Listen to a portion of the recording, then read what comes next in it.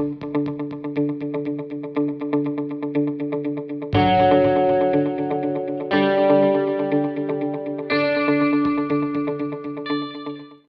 हो दोस्तों? आज इस वीडियो में बात करेंगे जो Xiaomi है उन्होंने Realme को ट्रोल किया है कॉपी कैट बोल के। क्या Realme वाकई में कॉपी कैट है? इस वीडियो में पूरा इसके ऊपर डिटेल में हम लोग डिस्कस करेंगे, तो देखते रहिए पूरा वीडियो। और अगर वीडियो अच्छा लगे तो आपको पता है क्या करना चाहिए, तो इस भाई को सपोर्ट कर देना। तो आते हैं पहले जो सीन में, जब इंडिया में Xiaomi का प्रेजेंस नहीं था तब इंडियन मार्केट कैसा था। तब अगर आप अच्छे से देखोगे तब इंडियन मार्केट ऐसा था, यहाँ पे जो स्मार्टफोन मैन्युफैक्चरर था वो था माइक्रोमैक्स, सैमसंग, नोकिया, लावा, कार्बन, ऐसा कुछ इंडियन ब्रांड्स। और दूसरे तरफ जो टॉप में बैठा हुआ था वो था बाहर का ब्रांड, जैसा कि आपने सुना ही होगा, सैमसंग, उसके तरफ नोकिया, मोटोरोला, बहुत ही पॉपुलर ब्रांड हुआ करता था। इस टाइम पे फोन का प्राइसिंग भी बहुत ही हाई होता था इंडिया में, तो इस समय पे इतना जो स्पेसिफिकेशन है हमको वो भी नहीं मिलता था। तो तब माइक्रोमैक्स थोड़ा बहुत स्पेसिफिकेशन देने लगा हम लोगों को, वो नंबर 1 पे पहुंच गया, मगर जो डोमिनेशन था वो लगभग आपका नोकिया और सैमसंग का था। इस दौरान एमआई ने एक नया बिजनेस स्ट्रेटेजी अप्लाई किया इंडिया में, जिसका फायदा डायरेक्ट कस्टमर तक उन्होंने पहुंचाने की कोशिश किया। वो स्ट्रेटेजी क्या था? वो था फ्लैश सेल। उस स्ट्रेटेजी में क्या होता था, अगर जो रेडमी और था तब जो प्रोडक्शन होता था वही कहीं पे भी स्टोर मत करके डायरेक्ट फ्लैश सेल के थ्रू लोगों के पास पहुंचा देता था। इसका 2 फायदा था और एक नुकसान भी था। 2 फायदा क्या है?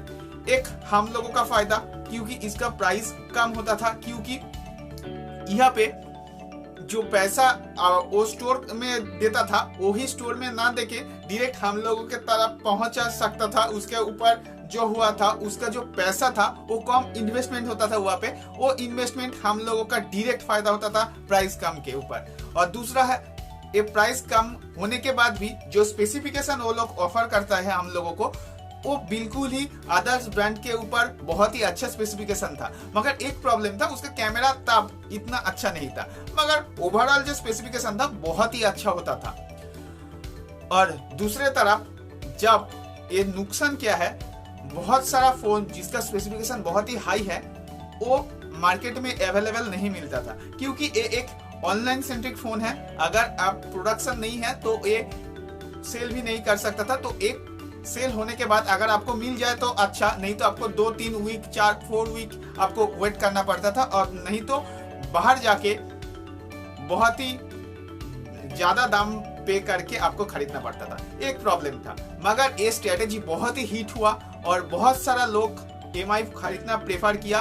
और इसके वजह से ओप्पो और वीवो मार्केट में आने के बाद भी इतना कैप्चर नहीं कर पाया जो एमआई ने उस समय इंडिया में किया था रेडमी ब्रांड के ऊपर। उसके बाद पोको आने के बाद तो सभी उधर फुधर हो गया।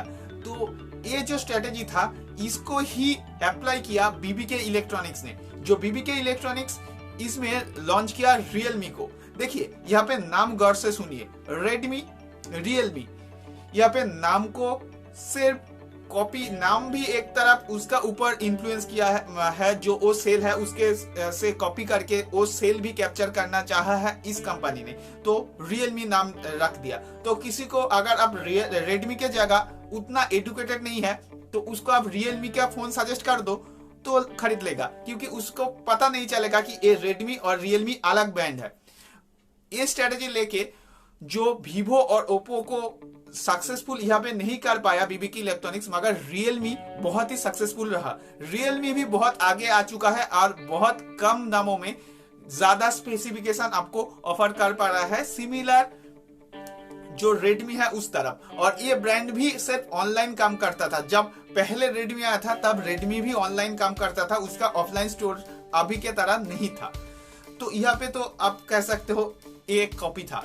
दूसरे तरफ जो पोको है, पोको को भी री इन्वेंट किया जो रेडमी वालों है, वो रियलमी को टक्कर देने के लिए।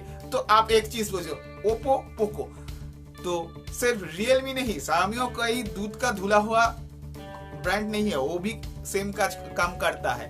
तो ये एक चीज है, मैं आपको क्लियर किया। और भी चीज है जो रियलमी ने किया है, जैसा कि अभी पोको F3 GT बोल के एक फोन लॉन्च हुआ है, सिमिलर नाम देखे रियलमी GT भी आ गया। देखिए नाम पे भी सेम। दूसरा तरफ जो रियलमी का लैपटॉप आया है, रियलमी स्लिम बुक, वो उस तरह जो रेडमी है उसके तरह है, और इस बार भी वही किया है जो रेडमी वालों को टक्कर देने के लिए रियलमी ने उसका लैपटॉप निकाला है, वो भी कुछ हद तक उसके साथ सेम है। तो इसलिए ही कहा है कि रियलमी रेडमी को कॉपी करके ही तैयार हुआ है, कॉपीकैट ब्रांड। अगर देखा जाए रेडमी भी एक कॉपीकैट ब्रांड है, क्योंकि बिजनेस स्ट्रेटेजी छोड़ के उसका जो यूआई एक टाइम पे होता था और उसका जो और यूआई अभी भी है, फुल एप्पल से इंस्पायर होके उन्होंने डिजाइन किया है। देखोगे सिर्फ जब रियलमी आया था तब रियलमी का जो MI UI था उसमें कोई ऐप ड्रॉयर कुछ भी नहीं होता था, सिर्फ होम स्क्रीन के ऊपर उसका जो चीज है वो रहता था, सेम लाइक iOS। और उसके बाद भी नोटिफिकेशन पैनल और जो आपका कंट्रोल सेंटर दोनों को अलग कर दिया, सेम लाइक एप्पल iOS। तो सब कॉपी करता है। तो ऐसा नहीं कि रियलमी एक कॉपीकैट ब्रांड है। हाँ, रियलमी भी कॉपी करता है MI से और बहुत दूसरे ब्रांड से, मगर कॉपी हो या ना हो हमको क्या नुकसान होता है ब्रो? कुछ नुकसान नहीं। कॉपी करने के बाद अगर वो कम प्राइस में हम लोगों को ज्यादा वैल्यू फॉर मनी प्रोवाइड करे और ज्यादा कंपटीशन क्रिएट हो, तो हम जो कंज्यूमर है हमारा ही तो फायदा है यहाँ पे। तो बेफिक्र रहिए, खरीदिए। MI भी अच्छा फोन निकालता है, रेडमी भी अच्छा फोन निकालता है, और उसके ऊपर रियलमी भी अच्छा फोन निकालता है।